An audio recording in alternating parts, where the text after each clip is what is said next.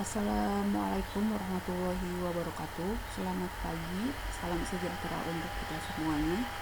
Kita bertemu lagi di mata kuliah basic fotografi pada pertemuan kedua. Oke, baik, kita mulai saja. Nah, pada pertemuan kedua ini saya akan menjelaskan mengenai fotografi atau lebih sering disebut dengan melukis dengan cahaya. Jadi pada awalnya fotografi merupakan sebuah atau memiliki istilah melukis dengan cahaya. Awal mula dari bahasa fotografi itu sendiri sebenarnya berasal dari bahasa Yunani, yang mana memiliki makna potos dan grafos. Kalau potos itu adalah melukis, sedangkan grafos artinya cahaya. Artinya fotografi merupakan melukis dengan cahaya. Oke, sampai di situ.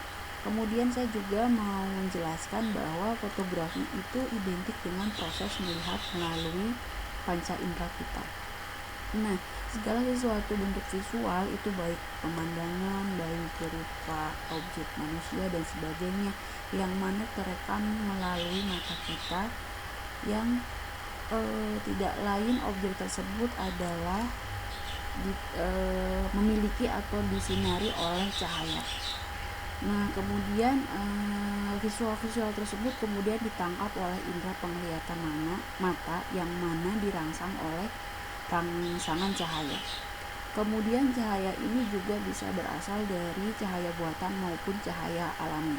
Cahaya alami misalnya matahari, kemudian buatan misalnya lampu. Kemudian ada objeknya, objek yang artinya adalah yang terlihat atau secara kasat mata. Ada beberapa elemen utama yang menjadi dasar pemotretan. Yang pertama adalah objeknya ada objek atau ada tujuan kita mau motret apa. Kemudian objek tersebut disinari oleh cahaya. Cahaya bisa cahaya buatan atau cahaya alami. Kemudian kita juga harus jeli mengatur komposisi untuk pemotretan pada objek tersebut. Setelah kita membekali ketiga komponen ini atau ketiga elemen ini agar lebih memiliki nilai artistik yang lebih indah lagi, kemudian pengaturan komponen segitiga exposure. Segitiga exposure ini meliputi asa atau ISO, ada diafragma, ada juga kecepatan.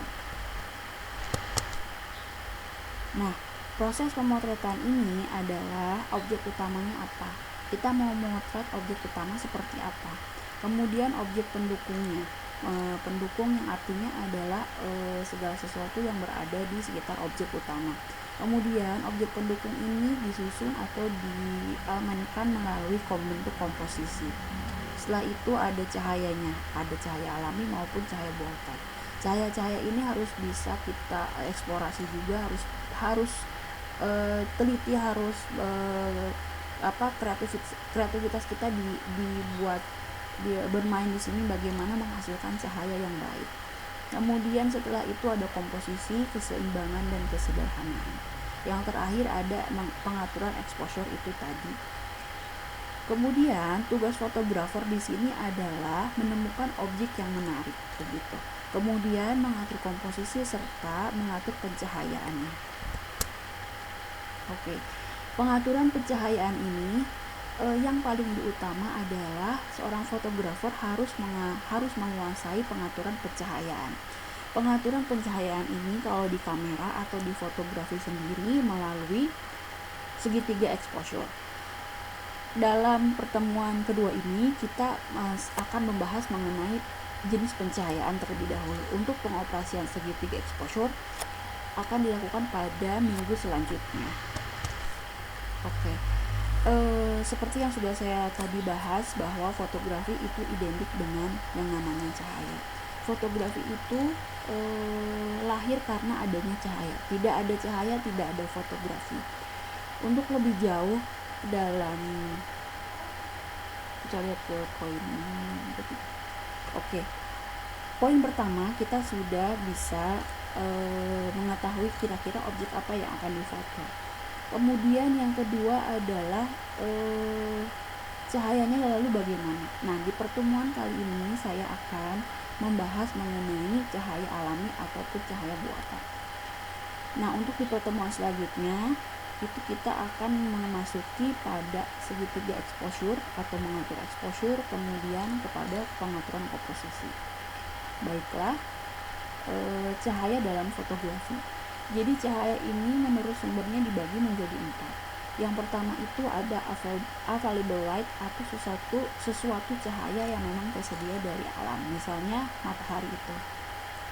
Kemudian yang kedua ada artificial light atau cahaya buatan, misalnya ada dari lampu, ada api unggun, ada flash, ada lilin misalnya gitu. Kemudian ada continuous source. Continuous source ini misalnya digunakan di studio foto, biasanya karakternya ini terus menyala, atau bisa juga lampu jalan yang terus menyala bisa juga, atau misalnya lampu panggung yang intinya adalah cahaya buatan yang dapat menyala terus menerus. Kemudian yang keempat, yang terakhir ini ada uncontinuous source atau sumber cahaya yang menyala saat pemotretan dilakukan. Biasanya dibutuhkan pengaturan pada lampu ataupun pada kamera. Nah, biasanya ini memakai trigger atau semacam kayak wireless untuk menyalakan atau mematikan cahaya tersebut. Biasanya digunakan di studio foto. Apa sih sebenarnya kenapa kita harus belajar mengenai pencahayaan? Tujuannya apa? Kembali lagi bahwa fotografi itu identik dengan melihat. Jika kita melihat sesuatu, tentunya objek tersebut disinari oleh matahari. Jika objek yang kita lihat itu tidak disinari matahari, artinya gelap, kita tidak dapat melihat. Begitu juga sama dengan fotografi, artinya fotografi identik dengan cahaya yang ada pada objek maupun pada rekaman visual mata kita. Yang pertama itu sudah jelas adalah tujuannya untuk menerangi, yang berhubungan dengan kebutuhan sistem kerja kamera. Nah, menerangi ini disebut sebagai baseline atau cahaya dasar. Kemudian setelah itu juga cahaya bermanfaat untuk menciptakan kesan 3 dimensi. Jadi menimbulkan kesan perspektif dan memunculkan tujuan bentuk, bayangan, tekstur dan sebagainya. Kemudian juga sebagai mood pengaturan cahaya agar tercipta nuansa foto yang baik. Oke. Di sini saya akan jelaskan beberapa baseline atau cahaya dasar. Itu ada 2 jenis atau disebut dengan kualitas cahaya. Yang pertama itu ada hard light. Jadi kalau hard light ini adalah sifatnya sumber cahaya yang jatuh secara langsung atau bersifat spot. Bisa dilihat di foto di sini. Pada model di sini cahaya yang jatuh itu langsung melalui area wajah. Artinya apa? Artinya cahaya yang dihasilkan atau karakter yang dihasilkan terlalu keras. Lalu di sebelahnya atau di sebelah kanan kemudian ada soft light, kualitas cahaya atau baseline. Selanjutnya ada soft light. Soft light ini dihasilkan dari sumber intensitas yang lebih rendah dan sifatnya berpendar. Bisa dilihat cahaya dari foto kanan dan kiri. Kalau di sebelah kiri ini terlalu hard, artinya ini adalah terlalu menantang cahaya atau sifatnya bersifatnya umum. Sedangkan yang soft light ini cahayanya berpendar, jadi terkesan lembut dan lebih enak dilihat dibanding dengan cahaya yang lebih keras. Namun untuk tujuan tertentu, terkadang cahaya keras atau cahaya lembut itu tergantung bagaimana konsep dan tujuan kita dalam pemotretan. Nah, kemudian kenapa kita harus mengatur pencahayaan dalam pemotretan atau dalam kamera? Kalau di istilah fotografi itu ada istilah underexposure atau istilah dengan overexposure. Jika kita melihat di kamera, underexposure itu berarti sebuah indikator atau disebut juga sebagai light meter, sebagai indikator pengaturan cahaya yang pas. Jadi kalau posisinya ada di min itu biasanya disebut dengan underexposure.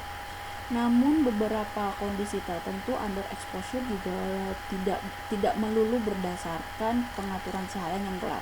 Ini bisa juga dipengaruhi oleh output flash. Jadi kalau misalnya ada yang menggunakan flash, kemudian terjadi kesalahan atau error pada penggunaannya, itu biasanya terjadi underexposure. Setelah itu ada overexposure atau yang disebabkan pencahayaan kelebihan. Biasanya itu diatur pada ASA atau ISO. Ada juga misalnya aperture-nya atau diafragmanya terlalu tinggi, atau misalnya shutter speed-nya yang tidak tepat. Intinya adalah pengkombinasian segitiga exposure ini bertujuan agar menghasilkan keseimbangan foto atau cahaya yang baik. Kalau kita kurang mengkombinasikan tersebut, bisa terjadi underexposure atau overexposure. Kalau di indikator kamera itu ditandai dengan tanda plus. Ya, bisa dilihat kalau underexposure di sini foto terlalu hitam. Kalau yang di bawah overexposure ini foto terlalu terang sekali. Kemudian bagaimana pemanfaatan arah datangnya cahaya? Ini adalah cahaya yang sangat dasar sekali, yang bisa dieksplorasi lagi lebih jauh. Namun ini adalah basicnya atau bisa disebut dengan baseline tadi. Yang pertama itu ada front light atau cahaya dari depan objek. Cahaya dari depan objek ini artinya apa? Artinya cahaya yang jatuh pada wajah objek itu merata. Oke, rata dan bayangan tersisa di sudut dagu bawah. Begitu juga dengan model sebelahnya, bahwa cahaya yang jatuh atau front light umumnya jatuh langsung pada di depan atau pada area wajah jika menggunakan model. Namun perlu dicatat lagi bahwa yang saya sudah jelaskan hard light dan soft light. Kalau hard light ini kan cahayanya terlalu keras, terlalu langsung. Nah, gimana dengan front light yang cahayanya langsung tetapi memiliki karakter yang lebih soft? Bisa dilihat teman-teman di sini bahwa karakternya soft, tidak terlalu keras banget cahayanya. Nah, kuncinya adalah kita melihat dulu jam-jam atau momen-momen ketika memotret. Ini saya lakukan di pagi hari, sekitar pukul, kalau yang ini sekitar pukul 6:30, ini sudah begitu siang. Kalau ini saya lakukan sekitar pukul 6:30 kurang, memang tidak beda jauh. Nah, momen-momen ini disebut juga dengan golden hour.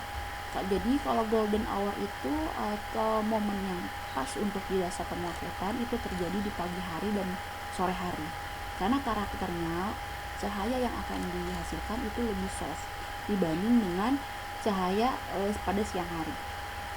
Jamnya jam berapa sih kalau golden hour itu? Golden hour itu biasanya terjadi jam 6 pagi atau jam setengah 6 pagi, kita tergantung pada musim apa. Kalau pada saat ini jam setengah 6 itu sudah terang, artinya berarti jam 5 lebih sedikit atau jam setengah 6 gitu.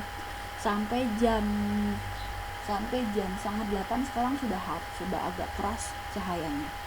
Nah, kalau sore hari itu terjadi pada jam 4 sampai dengan menjelang maghrib, atau bisa juga setengah 5 sampai menjelang maghrib.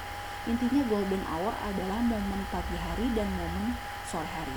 Pagi hari pukul 5 sampai pukul 8, tapi pukul setengah 8 itu sudah hard menurut saya, tergantung pada musimnya apa gitu.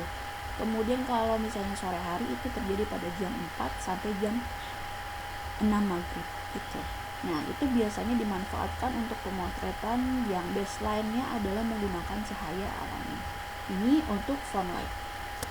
Lalu setelah itu ada backlight. Backlight ini dibagi menjadi dua jenis. Yang pertama, rim light. Rim light ini apa sih? Jadi rim light itu adalah cahaya yang memunculkan di sisi kontur objek. Sisi kontur objek ini misalnya bisa dilihat adalah area rambut. Biasanya sih yang memang muncul untuk rim light itu di area rambut. Area rambut jadi terlihat seperti ini. Kemudian yang sebelah sini juga terlihat rim light jatuh pada kontur model, kontur di sini. Oke. Nah, ini yang disebut dengan rim light atau cahaya yang jatuh pada kontur objek gitu. Nah, kunci dari backlight ini adalah posisinya menantang matahari. Menantang matahari di sini artinya mataharinya ada di belakang, ya, seperti bisa dilihat di sini. Kemudian posisikan ketika memotret adalah bagaimana bisa ketepatan dalam memotret rim light. Namun cahaya atau bagian objek depan terlihat lebih jelas lagi gitu. Nah, saya memotret rim light. Oke. Saya memotret rim light itu dengan menggunakan pengaturan dove luas. Nah, kurang lebih seperti itu, atau diafragma yang ada pada sekitar 11 ke atas. Nah, hitungannya. Nah, kalau untuk ISO-nya itu berada di ISO 100 karena saya rasa itu pagi dan masih terang. Kemudian yang kedua ada backlight silhouette. Nah, silhouette ini juga sama. Artinya apa? Artinya adalah menentang matahari. Backlight adalah posisi pemotretan menentang matahari. Lalu kenapa bisa dibedakan kalau backlight silhouette itu lebih terlihat gelap dan backlight atau cahaya belakang rim light itu objek depannya terlihat terang. Untuk beberapa tips atau untuk beberapa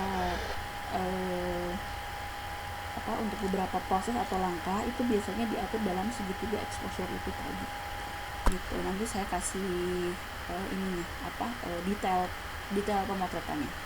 Oke, selanjutnya itu ada siluet bisa dilihat teman-teman sini bahwa semua area terlihat gelap, artinya adalah menentang matahari. Nah, setelah itu ada set light atau cahaya samping objek. Nah, pencahayaan dari samping ini memberikan keseimbangan antara gelap dan terang. Apa bedanya foto satu dengan foto yang satunya? Foto yang satu, cahaya yang jatuh itu rata pada sebagian wajah model.